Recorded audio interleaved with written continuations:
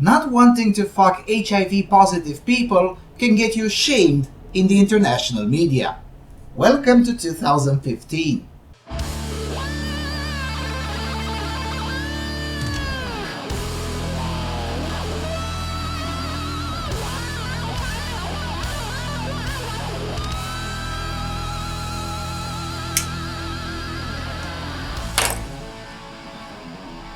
Hello everyone, and welcome to the Freedom Alternative. Not a day goes by without the media going full progressive into shaming other people for applying common sense. And in the last few weeks, the media seems to be very concerned with homosexual men. I don't know why, to be honest. Maybe because several politically incorrect truths about women can be avoided? I don't know. I really don't know. The Daily Mail and the eternal clickhole BuzzFeed are praising the young homosexual Tom Knight for his courage in shaming another man after that individual dared to reject his advances when he learned that Mr. Knight is HIV positive. Now, you can read through the story if you want. I'll leave links in the low bar, since I won't go through the articles because they're immensely childish. I mean, seriously, the retort of this Tom Knight guy was to make fun of the fashion sense of the other guy. Sorry, that's too gay for this channel. But joke aside, this kind of stupidity is turning into a trend. In this video, for instance, I covered a story which purported to say that if you're white and unwilling to have sex with non-whites, that's akin to being a member of the KKK, since studies have shown that there's really no difference between wanting to kill the niggers and sexual racism. You should watch that video too. Anyway, back to our topic. The only thing positive that I can say about Tom Knight is that at least he did not try to hide his HIV status, as it is increasingly the case, particularly within the homosexual community. In fact, there is even a movement encouraging those infected not to disclose their HIV status. And if you disagree, then they even have a leftist slur for you: Serophobia. Seriously, I'm not joking.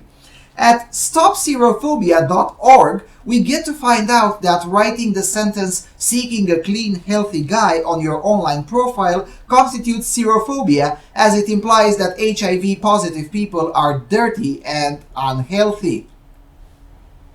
Well, you know what? I'll go ahead and say it. HIV people are unhealthy. I am aware that for some special snowflakes out there, this reality is offensive, but at the end of the day, HIV is a virus which affects the immune system. And once the immune system is affected, one's health suffers. In other words, they become unhealthy. Now, all of that non-discrimination rhetoric would be fine and dandy if we were talking about, I don't know, cancer or some other disease that it's not transmissible to other human beings. But the fact of the matter is that HIV is transmissible through sexual contact, and as a result, not disclosing that aspect before a sexual contact is a huge issue. However, it seems that in some countries, for instance the United States of America, the advocates of HIV is not a big deal have won, and the states have started to abolish the HIV-specific laws. And that's an even bigger issue. You see, I'm not an anarchist, I am a libertarian. As such, I see some roles for the government, just not too many of them. One such role is to intervene in case of health crisis. For the Americans watching this, think of this as part of the general welfare clause of the Constitution. Knowingly spreading or attempting to spread HIV should indeed be an offense comparable to murder, if you ask me. Now, I know that in some jurisdictions in the United States, the law was insane, as it criminalized even cases where both partners were aware of the HIV issue. In other words, it literally made it illegal for HIV-positive folks to have sex. This is still the case in Philadelphia, if I recall correctly. But that's definitely wrong. But the solution to that is not to decriminalize the spread of HIV, but to fix the law. The reason I'm going off this tangent is because HIV is not just an issue over which progressives just have an insane attitude, but it's an issue that can and indeed does kill people. This is not a joke. The progressive position over HIV is literally the advocacy for murder. There is no way to sugarcoat this. But besides the totally irresponsible decriminalization, now it seems that the trend goes even further. That is, into shaming people who do apply common sense.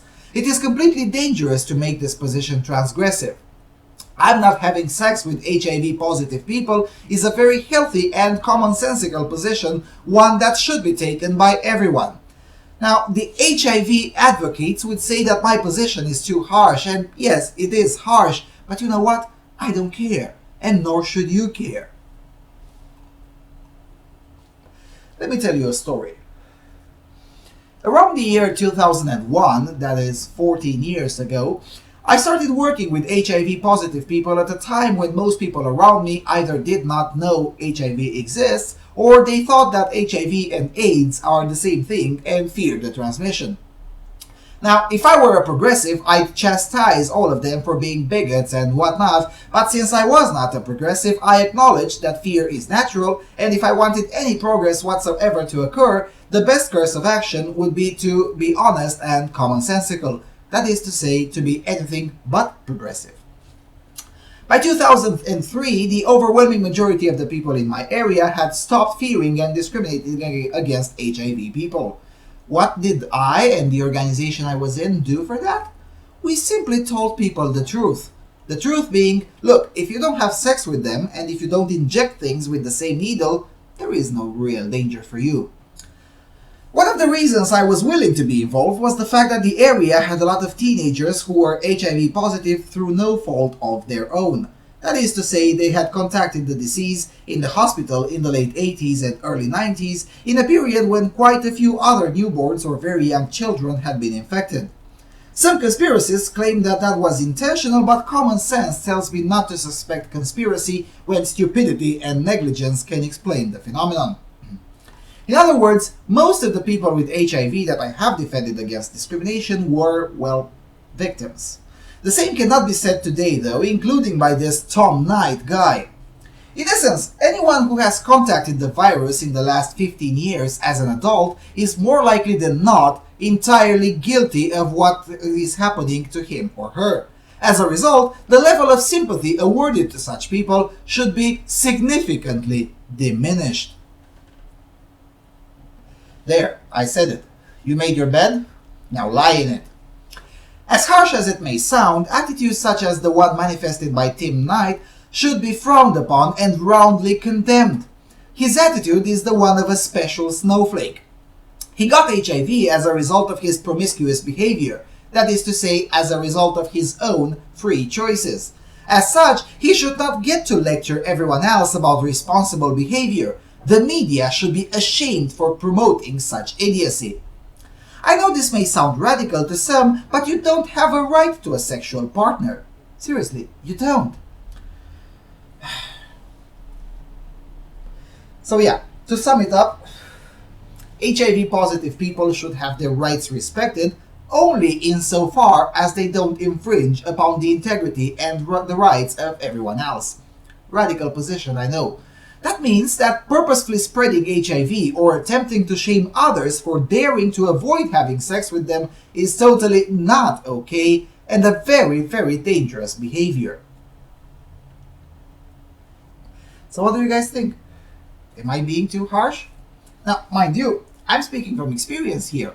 I have seen acquaintances die from HIV, contacted in hospital, and I have also seen people who had contacted the virus as a result of degenerate and reckless behavior. I just don't think both categories are the same. Is that really so radical? Talk to you guys later. Thanks for watching.